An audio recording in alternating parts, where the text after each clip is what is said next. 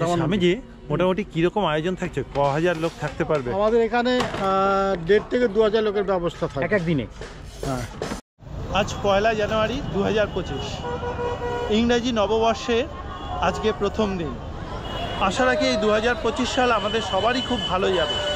যদিও বা 2024 সাল আমার কাছে আপনাদের আশীর্বাদে খুব ভালোভাবেই কেটেছে, তবে 2025 সাল আরও ভালো যাবে এই প্রত্যাশা নিয়ে আজকে বছরের প্রথম দিন যাত্রা শুরু করছি তীর্থরাজ প্রয়াগরাজের উদ্দেশ্যে। পুরাণে উল্লেখ আছে, স্বয়ং ব্রহ্মাদেব উৎকৃষ্ট যজ্ঞের জন্য 3 নদীর সঙ্গমস্থলকে নির্বাচন করেন। তাই জন্য একে বলা হয় তীর্থরাজ প্রয়াগ বা ত্যাগ। হিন্দু মতে ত্রিবেণী সঙ্গম। এই প্রয়াগরাজের ত্রিবেণী সঙ্গমে দাঁড়িয়ে সূর্য উদয় বা সূর্যাস্ত দেখা এক পূর্ণ কর্ম বলে ধরে নেওয়া হয়। আর এই সঙ্গমের জলে একবার ডুব দিয়ে স্নান করতে পারলে তার আত্মার মুক্তি ঘটে।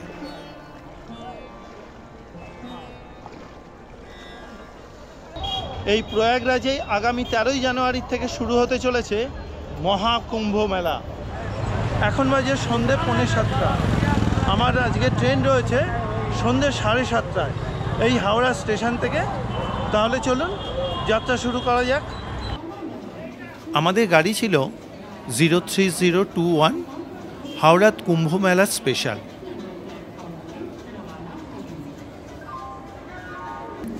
আমাদের গাড়ি 9 নম্বর প্ল্যাটফর্মেই দাঁড়িয়েছিল। ঠিক 7:35 হাওড়া স্টেশন থেকে গাড়ি ছেড়ে প্রায় 15 ঘন্টার ট্রেন জার্নি করার পর এই এখন বাজে সকাল 11:15। এখন ট্রেন এসে নামালো আমাদেরকে প্রয়াগরাজ জংশনে। তাহলে চলুন এখন প্ল্যাটফর্ম থেকে বেরিয়ে বাইরের দিকে যাই, তারপরে আপনাদেরকে সমস্ত কিছু দেখাচ্ছি।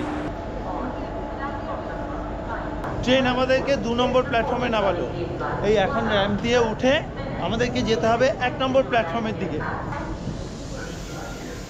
প্ল্যাটফর্মের 1 নম্বর দিয়ে বেরিয়েই বাঁ হাতে আছে কিন্তু ক্লক রুম, এখানে লাগেজ রেখে তারপরে কিন্তু যাওয়া যায়। এছাড়াও অন্যান্য অনেক ফেসিলিটি আছে। প্রয়াগরাজ স্টেশনটা বেশ বড়।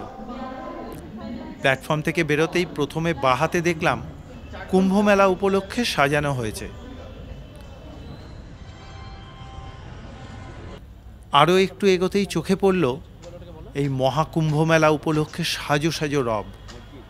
2025 সালের এই মহাকুম্ভতে আসতে পেরে সত্যিই আমার জীবনটা ধন্য।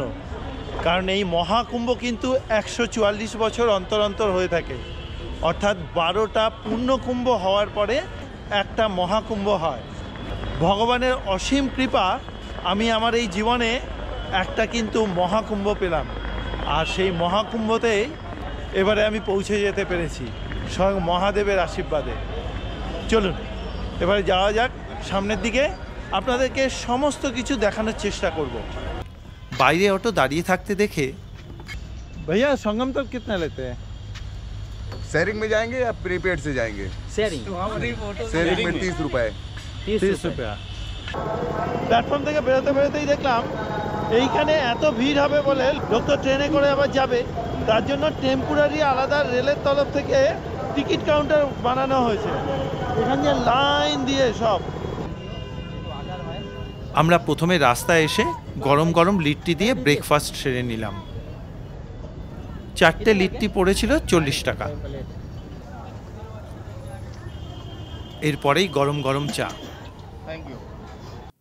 আপনাদের জানিয়ে রাখি, স্টেশনে আশপাশে প্রচুর হোটেল আছে থাকার জন্য, তবে মেলা উপলক্ষে তার চার্জ অত্যাধিক বেশি। আমি কয়েকটা হোটেলের নাম্বার ডেসক্রিপশন বক্সে দিয়ে দিলাম। আমি মেন রাস্তার থেকে একটা অটো ধরে চললাম আমার গুরু আশ্রম ভারত সেবাশ্রম সংঘের প্রয়াগরাজ শাখাতে। পুরাণে উল্লেখ আছে, বর্তমানের প্রয়াগরাজ অঞ্চলেই রাজা যজাতির বংশধরেরা এখানেই রাজত্ব স্থাপন করেছিলেন। তখন তার নাম ছিল প্রতিষ্ঠাপুর।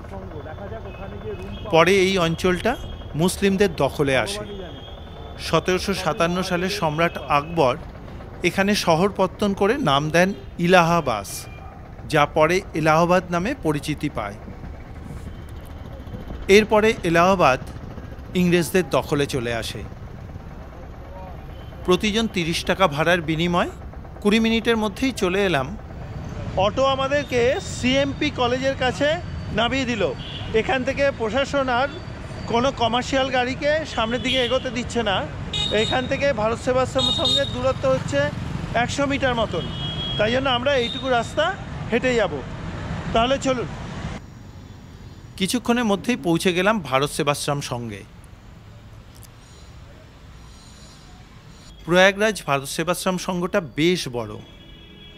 সামনে গুরু মহারাজের মন্দির রয়েছে। অফিসে ঢুকে মহারাজের সঙ্গে কথাবার্তা বলে এই আমাদের একটা ঘরের ব্যবস্থা হয়ে গেল। আমরা একসঙ্গে 4 জন এখানে থাকব। চলুন ঘরটাও দেখিয়ে নিচ্ছি। যে কোনো তীর্থস্থানে নিরাপদে আশ্রয়ের জন্য কিন্তু আমার এই গুরু আশ্রম ভারত সেবাশ্রম সংঘ। চলুন ঘরে যাওয়া যাক। প্রচুর বিল্ডিং আছে, প্রচুর, পুরো হরিদ্বারের মতন। কি হরিদ্বারের মতন না? একদম পুরো। তুমিও তো প্রথমবার এখানে? হ্যাঁ, আমিও এখানে প্রথম। দারুণ, আর কত কম, খুব সুন্দর ব্যবস্থা। হ্যাঁ, চলো দেখি রুমটা কেমন হয়। রুম ভালো হবেই। আর খাবারের কুপন নিয়ে নিয়েছি আমরা। হ্যাঁ,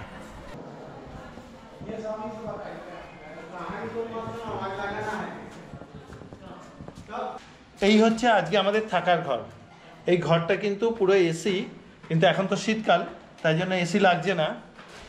এই বড় খাটে 4 জন শোয়ার মতন বিছানা আছে।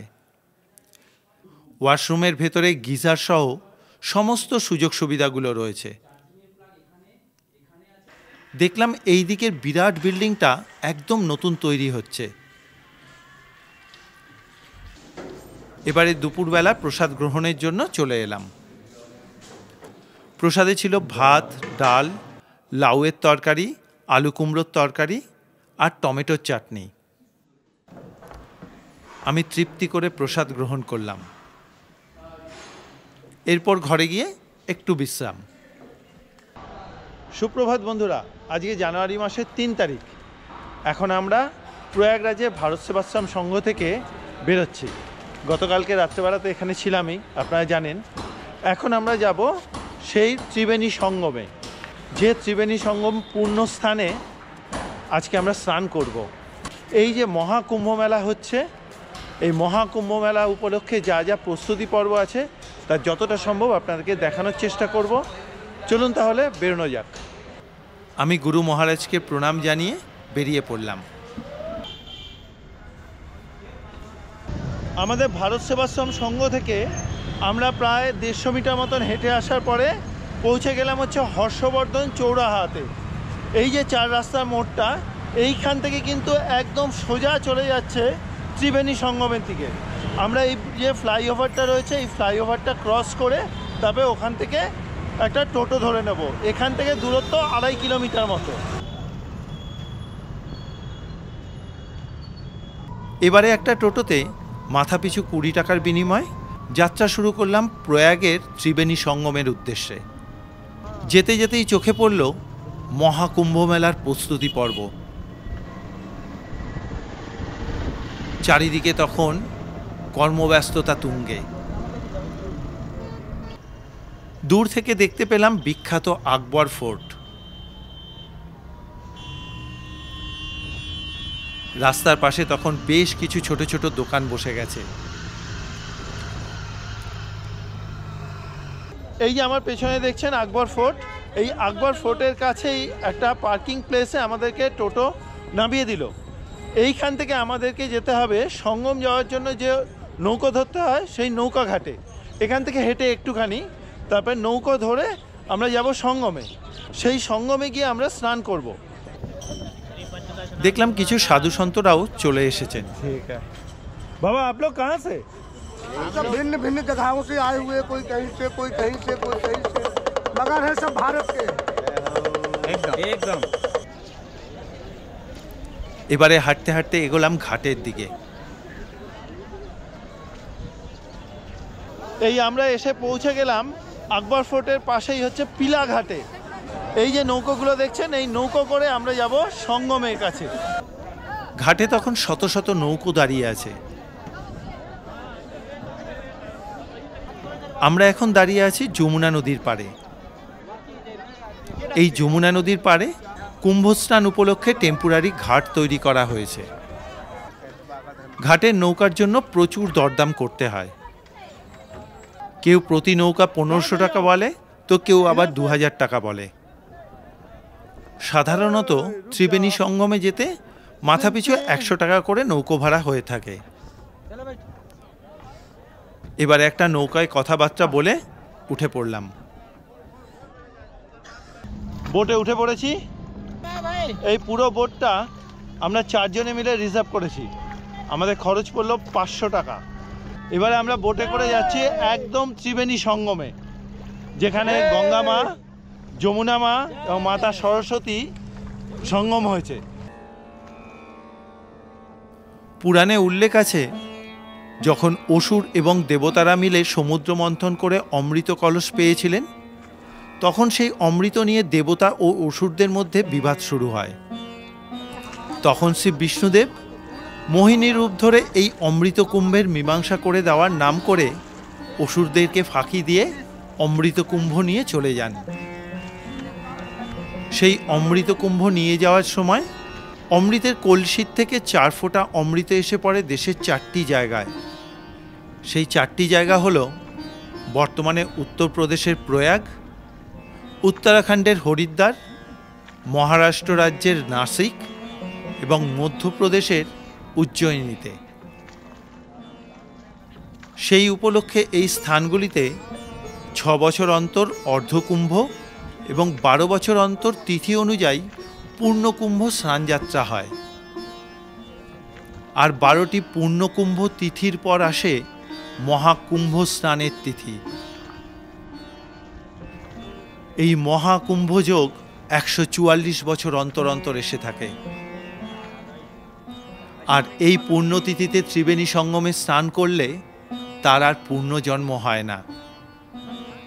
এই প্রয়াগরাজ ত্রিবেণী সঙ্গমে উত্তরাখণ্ডের পাহাড় থেকে সৃষ্ট যমুনার নীল জল দিল্লি, আগ্রা হয়ে এই পূর্ণভূমিতে ঘোলাটে রঙের গঙ্গার জলের সাথে এসে মিশে গেছে। এই যে দেখুন, এখানে দুটো জলকে আলাদাভাবেই বোঝা যায়। সামনে থেকে দেখলে পুরোটাই ভালোভাবে বোঝা যায়। আর এই জায়গাতে সরস্বতী নদী অদৃশ্য হয়ে নিচ দিয়ে প্রবাহিত হচ্ছে ব্যাসদেবের অভিশাপে। এবারে আমরা আস্তে আস্তে এগোলাম ত্রিবেণী সঙ্গমে যে জায়গাতে পুণ্যস্নান করা যায় সেইখানে।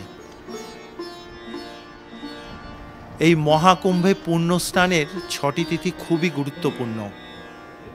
প্রথমটি হল 13ই জানুয়ারি, পৌষ পূর্ণিমা। দ্বিতীয়টি 14ই জানুয়ারি, মকর সংক্রান্তি।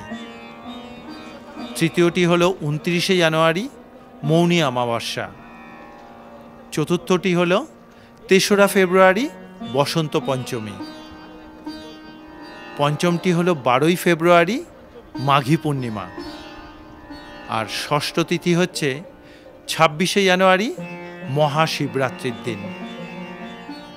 এই পুণ্যতিথিতে ত্রিবেণী সঙ্গমে স্নান করতে পারলে পুনর্জন্ম থেকে মুক্তি পাওয়া যায়। এইবারে পৌঁছে গেলাম একদম সঙ্গম স্থলে। এবারে বোট থেকে নামবো, নেবে একটু এগিয়ে তারপরে জলে নেবে, এখানে স্নান করতে হবে। চলুন স্নান করা যাক। তবে তার আগে এই সমস্ত পোশাক আশাক খুলে এই বোটে রেখে দেবো।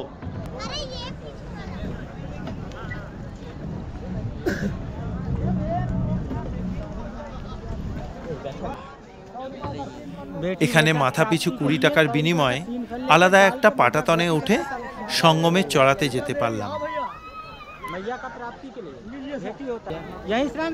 নেমে পড়লাম জলে।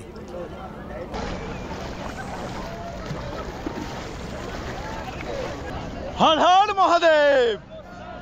সত্যি জীবনের এক গুরুত্বপূর্ণ দিন আজকের দিনটা। এই পুণ্যস্নান কজন মানুষের কপালে জোটে বলুন তো? 144 বছর বাদে কিন্তু এই পুণ্যভূমিতে এই মহাস্নান যোগ রয়েছে। সত্যি এটা কিন্তু আমাদের জীবনে একটা বড় পাওনা।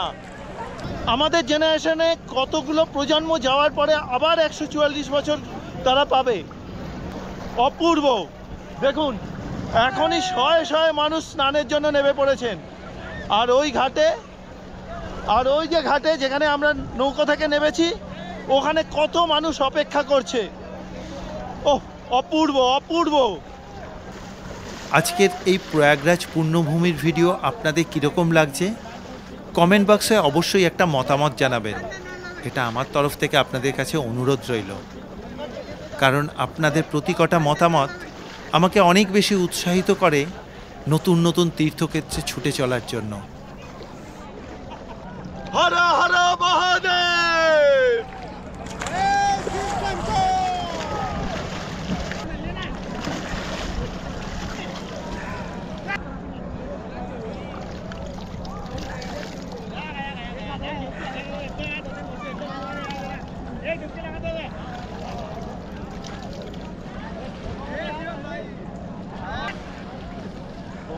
কুসুম সংকাশন কশ্যপেয়ং মহাদ্যুতিম ধরন তারিণীং সর্বপাপগ্ন প্রণতোস্মি দিবাকরম।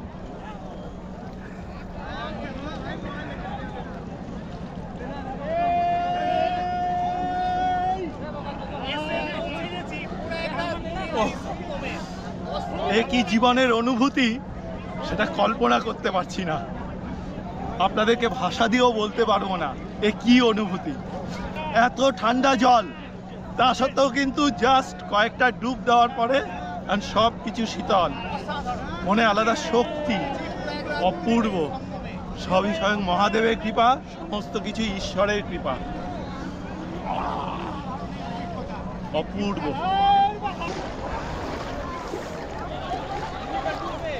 भैया कैसा लगा? जय गंगा मैया। प्रयागराज में बहुत अच्छा लगा है, गंगा मैया के दर्शन हुए हैं। তখন ত্রিবেণী সঙ্গমে শত শত মানুষ স্নান করছেন, তার সঙ্গে পূজা অর্চনা করে ঈশ্বরের কাছে তাদের মনের বাসনা জানাচ্ছেন। প্রচলিত আছে এই ত্রিবেণী সঙ্গমে 3টে ফল দান করে সন্তানের জন্য সুখ, শান্তি, আরোগ্য প্রার্থনা করতে হয়। এখানে সঙ্গমের জলে প্রদীপ উৎসর্গ করার জন্য প্রদীপও পাওয়া যাচ্ছে। আজকে জানুয়ারি মাসের 3 তারিখ, প্রচণ্ড ঠান্ডা, অথচ স্নান করার পরে কিন্তু সেরকম কোনো কিছু ঠান্ডা লাগছে না। আমি স্নান করে তারপরে বিভিন্ন জায়গায় সমস্ত ছবিও তুলে বেড়াচ্ছি, অপূর্ব লাগছে, মনে সত্যি অকল্পনীয় শান্তি পাচ্ছি। জানি না জীবনে কোনো পাপ করেছি কি না, নিজের জ্ঞানে তো কোনো অন্যায় করিনি, এটুকু বলতে পারি। তবে এই পুণ্যভূমিতে আজকে স্নান করে মনে পাচ্ছি এক অকল্পনীয় শান্তি, সত্যি এ ভাষা দিয়ে প্রকাশ করতে পারবো না।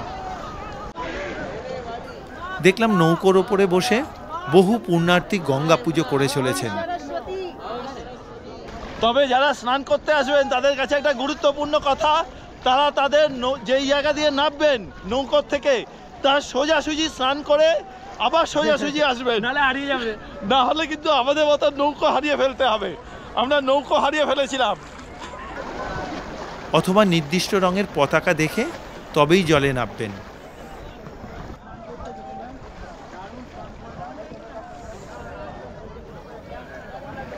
এবারে আবার আমরা নৌকোতে এসে ভিজে জামা কাপড় পাল্টে নিলাম।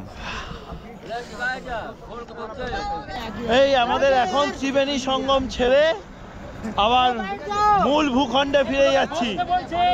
চলুন।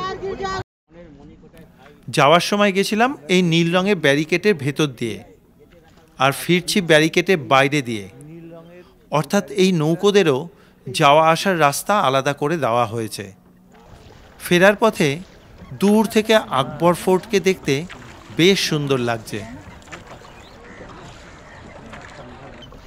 রামায়ণে উল্লেখ আছে প্রভু শ্রী রামচন্দ্র এবং সীতামাতা এখানে এসেছিলেন পুণ্য অর্জনের জন্য। সেই সময় তারা ঋষি ভরদ্বাজের আশ্রমে রাত্রি যাপন করেছিলেন। সম্রাট অশোকের সময় থেকেই প্রয়াগরাজ প্রসিদ্ধি লাভ করতে থাকে। এই জায়গাতেই রাজা হর্ষবর্ধন তার সম্পদ বিতরণ করতেন। এ এক মহা তীর্থক্ষেত্র। আমাদের এই ত্রিবেণী সঙ্গমে গিয়ে স্নান করে আসতে প্রায় 1.5 ঘন্টা সময় লাগলো। এরপরে যাব আকবর ফোর্টের ভেতরে কল্পবৃক্ষ দেখতে। নৌকাঘাটের পাশে আমার বাদিকে আকবর ফোর্টকে রেখে এগিয়ে চললাম কল্পবৃক্ষ এবং পাতাল মন্দির দর্শনের জন্য। ঠিক আকবর ফোর্টের পাশেই দেখুন এই যে এরকম রেলিং করা জায়গা আছে।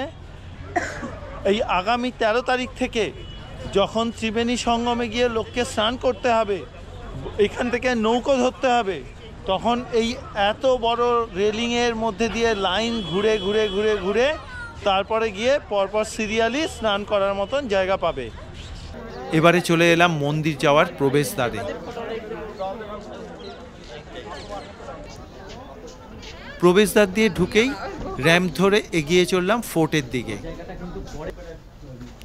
ফোর্টে ঢুকতেই ক্যামেরা বন্ধ করতে হলো।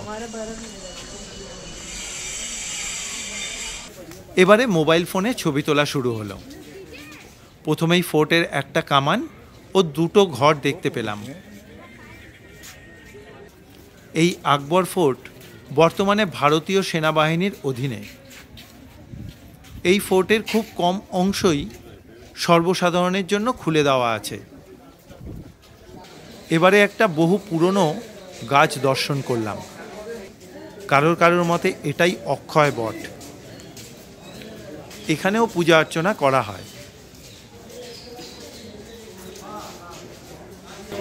এরপরে আমরা এখন যাব পাতালপুরি মন্দির দর্শন করতে। চলুন, এটাও কিন্তু এই ফোর্টের মধ্যেই। চলো, এবারে গেটের সামনে ফিরে এসে চললাম পাতালপুরি মন্দিরের দিকে। প্রথমেই চলে এলাম প্রাচীন অক্ষয় বটের কাছে। মৎস্য পুরাণের প্রয়াগ মাহাত্ম্যে প্রয়াগরাজের এই গাছকেই অক্ষয় বট হিসেবে বর্ণনা করা হয়েছে। এটি কিন্তু একটি ডুমুর গাছ। কিংবদন্তি অনুসারে একবার ঋষি মার্কেন্ডেয় স্বয়ং নারায়ণকে তার ঐশ্বরিক শক্তির স্বাদ দেখাতে বলায় স্বয়ং নারায়ণ একটি প্রলয় ঘটিয়েছিলেন। তখন তিনি সমস্ত বিশ্বকে ক্ষণিকের জন্য প্লাবিত করে দিয়েছিলেন। তখন একমাত্র এই অক্ষয় বট জলস্তরের ওপরেই ছিল। এই জায়গাতেই ছিল ভরদ্বাজ মুনির আশ্রম। তিনি এখানে 10,000 শিষ্যকে নিয়ে বসবাস করতেন এবং তাদেরকে শিক্ষাদান করতেন। আবার জৈন শাস্ত্র অনুসারে প্রথম তীর্থঙ্কর ঋষভনাথ এই স্থানেই 1000 বছর ধরে তপস্যা করে সর্বজ্ঞতা লাভ করেছিলেন। এবারে চলে এলাম পাতালপুরি মন্দির দর্শনে। সিঁড়ি দিয়ে নিচে নেমে দেখলাম ভেতরে ছোট ছোট অনেক মন্দির আছে। প্রথমেই দেখলাম গুরু ব্যাসদেবের মন্দির।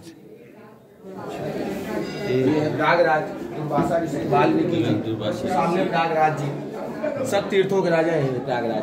प्रयागराज की मूर्ति भी कहीं नहीं मिलेगी। पातालपुरी में आपको प्रयागराज का भी दर्शन है। ये হচ্ছে প্রয়াগরাজ। জনশ্রুতি আছে প্রভু শ্রী রামচন্দ্র, সীতামাতা ও লক্ষণদেব এই মন্দির দর্শন করতে এসেছিলেন। ये 4 युग का वृक्ष है, सतयुग, त्रेता, द्वापर, कलयुग। सतयुग में इसी वृक्ष से देवी देवता भगवान अपनी मनोवांछित फल मांगते थे, मनोवांछित फल पूरा करते थे। कलयुग में हम आप मांगते हैं, मनोवांछित फल पूरा करते हैं। 3 मूर्ति ब्रह्मा विष्णु महेश। ये ब्रह्मा के 4 पुत्र हैं, सनन सनंदन सनत कुमार शंखादी। ये विष्णु भगवान का चरण है। गया में जाएंगे 1 चरण की पूजा होती है, यहाँ संपूर्ण दोनों चरण की पूजा होती है। क्योंकि इसी वृक्ष के नीचे भगवान राम लक्ष्मण जानकी पूजा करके अपनी काया शुद्ध करके चित्रकूट को गए। वन पूरा करने के पश्चात अपने पिता दशरथ जी का पहला पिंड यहाँ पारा, दूसरा काशी में, तीसरा गया में। तब राजा दशरथ बैकुंठ को गए। रामायण में तुलसीदास जी ने इसका वर्णन किया है, पूजे ही माधव जलपति जाता, परस सच्छबट हर सही गाता। पूजा करके स्पर्श करने का ही महात्मा है। काल भैरव जी का बालक के रूप में भगवान काल भैरव। এখানে এক পূজারী আমাদেরকে সমস্ত কিছু ঘুরে দেখিয়ে দিলেন। देवताओं का दर्शन होगा जो 33 उच्च कोटि के देवी देवता है, वो प्रयागराज में पातालपुरी छेवट मंदिर में आपको देखने को मिलेगा। ये माता ललिता है, जो लाल गुलाब को देने वाली माँ ललिता की शक्ति देवी। ये है माता गंगा, कहने यहाँ से आशीर्वाद देवी माँ गंगा। ये नरसिंह अवतार किन्ना कश्यप का वध कर रहे हैं और भक्त प्रहलाद की रक्षा कर रहे हैं। जब जब धरती पे पाप होता है, भगवान नारायण किसी न किसी रूप में अवतरित होते हैं और पाप का नाश करते हैं। किन्ना कश्यप का वध किए और भक्त प्रहलाद का रक्षा किए। ये सूर्य देव कलयुग के प्रसिद्ध देव है। सूर्य कलयुग में आपको और कोई देवी देवता का दर्शन नहीं मिलता है। कौन सा देख? सूर्य भगवान और ये है शनि भगवान। शनि भगवान का अद्भुत रूप है, बाल रूप का दर्शन है। हंसता हुआ चेहरा आपको कहीं नहीं मिलेगा शनि देव जी का। और इनका अखंड ज्योति ये सामने जलती है शनि महाराज जी की प्रयागराज में। ये ज्योत हमेशा जलती रहती है। और ये देखिए सरस्वती कूप का भाग है। अंदर ये कूप का भाग है। इसी कूप में लोग मोक्ष प्राप्ति के लिए अक्षयवट के पेड़ से कूद करके जान देते थे। हाँ, इसी कूप को वेनसांग चीनी यात्री ने 644 ईस्वी में देखा और अपने यात्रा वर्णन में इस मंदिर के बारे में लिखा कि प्रयागराज में ऊंचे टीले पे आप ऊंचाई पे हो। प्राचीन देव आंगन है, जो आपने देव आंगन देखा, देव आंगन है। और एक कामकुट सरस्वती कूप है जिसमें लोग मोक्ष प्राप्ति के लिए कुएं में कूद करके आत्महत्या कर रहे हैं। इसी कूप में लोग कूद जाते थे। इसके नीचे कूप हाँ, है? ये कुआं था। आज भी इसमें देखिए जल हम डालेंगे तो आज भी जल इसके अंदर जाता है। যেটা কিন্তু একটা কুয়ো, এটার মধ্যে জল চলে যাবে। जितना भी पानी डालेंगे सब पाताल में जाएगा। এটা একদম পাতালে চলে যাচ্ছে, কুয়োতে চলে যাচ্ছে।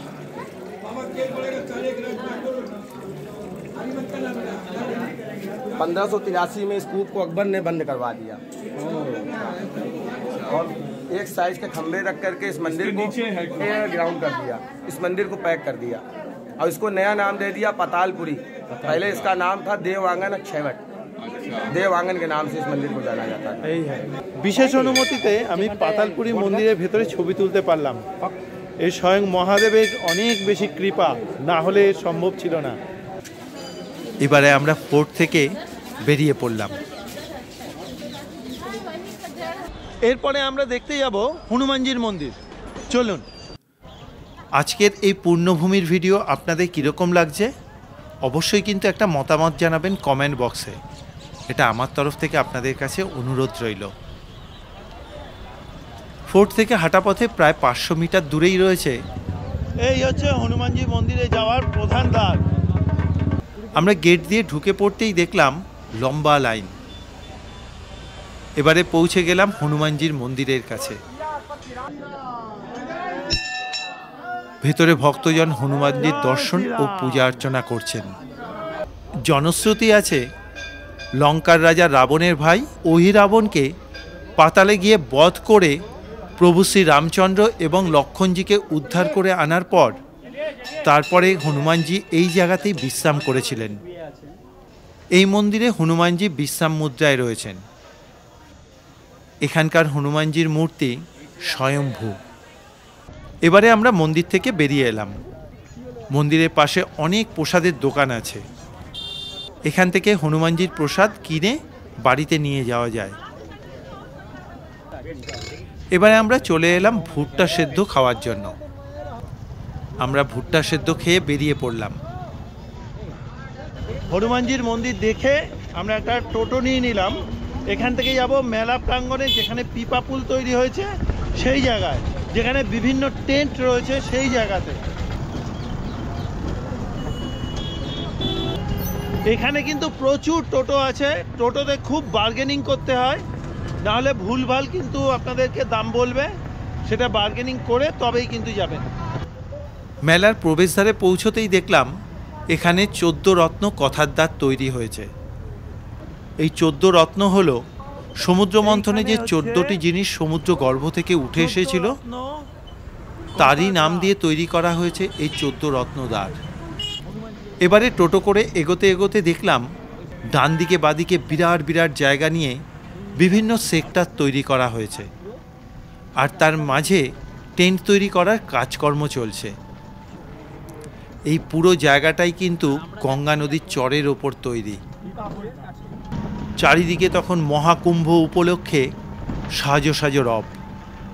বালির চরের ওপরে লোহার পাত বসিয়ে টেম্পোরারি রাস্তা তৈরি করা হয়েছে যাতে গাড়ি ঘোড়া চলতে, বালির চরের ওপরে লোহার পাত বসিয়ে টেম্পোরারি রাস্তা তৈরি করা হয়েছে যাতে গাড়ি চলতে পারে।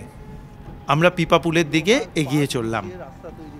এই হচ্ছে প্রয়াগরাজের মহাকুম্ভ মেলায় পিপাপুল। এটা কিন্তু খুব বিখ্যাত। এই রকম পিপাপুল তৈরি হয়েছে 44খানা এই গঙ্গা নদীর ওপর দিয়ে।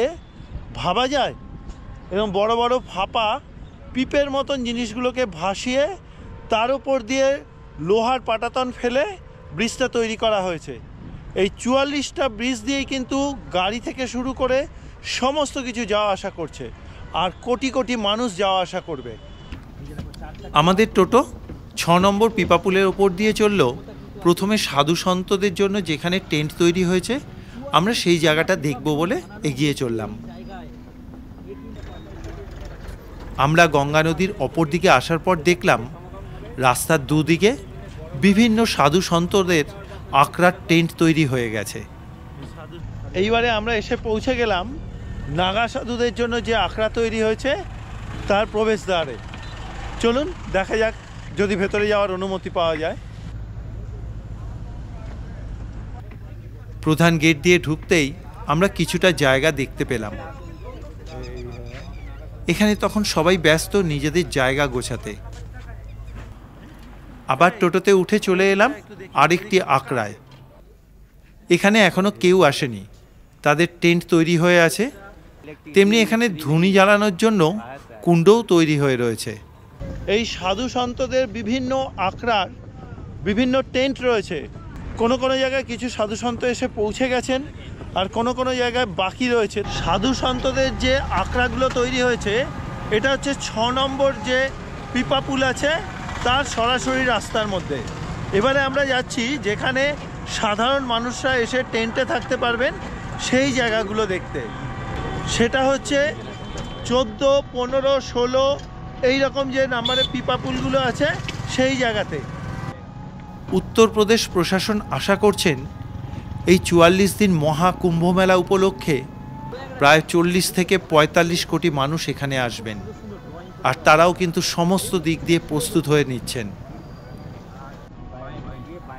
কিছু দূর অন্তর অন্তর টয়লেট থেকে শুরু করে খাবার জলের ব্যবস্থা সবই থাকছে। পুরো মেলা জুড়ে থাকছে উত্তরপ্রদেশ পুলিশ সহ কেন্দ্রীয় সরকারের বিশেষ বাহিনী, যারা পুরো মেলাকে সুরক্ষিত রাখবেন। এছাড়াও অন্যান্য অত্যাধুনিক টেকনোলজি তো আছেই। আমরা এবারে চলেছি ভারত সেবাশ্রম সংঘের মেলা উপলক্ষে তীর্থযাত্রী পরিষেবা কেন্দ্রে। যেতে যেতে দেখলাম বিভিন্ন জায়গায় যাত্রীদের থাকার জন্য টেন্ট তৈরি হচ্ছে। এই এখন এসে পৌঁছে গেছি আমাদের ভারত সেবাশ্রম সংঘের যে কুম্ভ মেলাতে বিশাল এক কর্মযজ্ঞ চলছে, সেইটা আপনাদেরকে দেখানোর জন্য। চলুন ভেতরে ঢুকে দেখে আসি। ঢুকেই স্বামীজির সঙ্গে দেখা হতেই উনি আমাদের এই জায়গার অবস্থানটা বুঝিয়ে দিলেন। তারপরে হচ্ছে ওখান থেকে দারাগঞ্জ থেকে 15 নম্বর পল্টন ব্রিজ পার হবে, পারে ওল্ড জিটি রোডে পড়বে। ওল্ড জিটি রোড পড়ে 1, 2, 3, 4 পরে হচ্ছে গাডা রোড পড়বে। এই রোডটাতে আমাদের এখানে এসে যাচ্ছে। আর সামনেটাই হচ্ছে এখান থেকে আছে রামানন্দ ডি। হ্যাঁ, এই রোডে একবার পুরো আমাদের আশ্রমে গেটে একবার এখানে পড়বে, এখানে আমাদের আশ্রমে চলে আসবে ক্যাম্পে। রামানন্দ ডি, এটার নাম। স্বামীজি মোটামুটি কিরকম আয়োজন থাকছে? ক হাজার লোক থাকতে পারবে? আমাদের এখানে 1,500 থেকে 2,000 লোকের ব্যবস্থা থাকে এক দিনে। হ্যাঁ, আর তারপর রান্না খাওয়া দাওয়া সব 2,000-2,500 লোকের খাওয়া দাওয়া এখানে সব সাধুরা আসবে, প্রসাদ নেবে প্রতিদিন। যারা রামতাজ যোগী, যারা বলে না রামতাজ যোগী, এসবের এদের সব এই ক্যাম্পে ও ক্যাম্পে সব ওরা খেয়ে খায়, তারপর প্রণামী নেয়। তার আমাদের এখানে সাধু সেবা যেটাকে বলা হয়, সাধু সেবা। আর আমাদের মতন যারা সাধারণ মানুষ আসবে কলকাতা, সবাইকে দেওয়া হবে, আর তাদেরও কি থাকার ব্যবস্থা হবে? হ্যাঁ, থাকার ব্যবস্থা হবে। আর এখান থেকে যে সঙ্গমে সবাই স্নান করতে হবে কত দূরে? এখান থেকে সঙ্গম হচ্ছে 3 কিলোমিটার, আড়াই থেকে 3 কিলোমিটার। এখান থেকে বেরোবে একবার এই গাটা রোড ধরে একবার সোজা চলে যাবে। প্রথমে রেল ব্রিজ যাবে, রেল ব্রিজের পরে শাস্ত্রী ব্রিজ আসবে, শাস্ত্রী ব্রিজ পারে ওখান থেকে 1/2 কিলোমিটার গেলেই হচ্ছে সঙ্গম ঘাট। ওটা হেঁটেই যেতে হবে পুরো? এখান থেকে হেঁটেই যেতে হবে। আর এমনি টাইমে গেলে যখন সব পুরো চালু হয়ে যাবে তখন এখান থেকে সব আপনার গাড়ি ঘোড়া চলবে, টোটো চলবে, টোটোতে উঠে করে যেতে হবে। মানে কখন চালু হয়ে যাবে ওটা? এটাই 10 তারিখের পর থেকে সব চালু হয়ে ও যাবে। তো এখানে তখন গাড়ি পাওয়া যাবে? হ্যাঁ, গাড়ি পাওয়া। বিরাট জায়গা নিয়ে এই টেন্টের অঞ্চল। সম্মেলনের সাধু সম্মেলন আছে, আর এই দিকে আছে পুরো এক্সিবিশন হবে। মহাভারত, রামায়ণ আর গুরু মহারাজের দিয়ে এক্সিবিশন তৈরি করা হবে। এখানে প্রচুর ভক্তবৃন্দ কুম্ভ মেলায় এসে থাকতে পারবেন। আর এই যে জায়গাটা, এই জায়গাটা কিন্তু টেম্পোরারি হসপিটাল তৈরি করা হচ্ছে। দেখলাম যুদ্ধকালীন তৎপরতায় সব কিছু তৈরি হচ্ছে। এখানে আসা মাত্রই এখানকার যে মহারাজ দায়িত্বে আছেন, উনি হাতে গরম গরম ফুলকপির পকোড়া ধরিয়ে দিলেন এটা খাওয়ার জন্য। সত্যি এই হচ্ছে আতিথেয়তা, এই হচ্ছে সেবা। উনি বললেন যে অনেকক্ষণ তো খাওয়া দাওয়া কিছু হয়নি, এটা খাও। সত্যি আমি ধন্য, আমি এখানকার শিষ্য হয়ে। এরপরে স্বামীজিকে প্রণাম জানিয়ে বেরিয়ে পড়লাম আরতি দর্শনের জন্য। টোটোতে বেশ কিছুটা এসে চলে এলাম একদম মেলার মূল অংশে। এখানে তখন আলো জ্বলে উঠেছে। সঙ্গমের পুরো মেলা প্রাঙ্গণ এক আলাদা মোহময়ী রূপ ধারণ করেছে। বিভিন্ন দোকানিরা তাদের পসরা সাজিয়ে নিয়ে বসে পড়েছেন। পুরো মেলা প্রাঙ্গণ তখন ঝলমলে হয়ে উঠেছে উৎসবের অপেক্ষায়। এবারে হাঁটতে হাঁটতে চলে এলাম আরতি ঘাটে।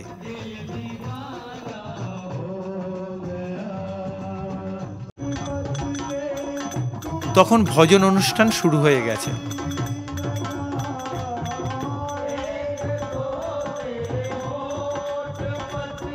চলছে আরতির প্রস্তুতি।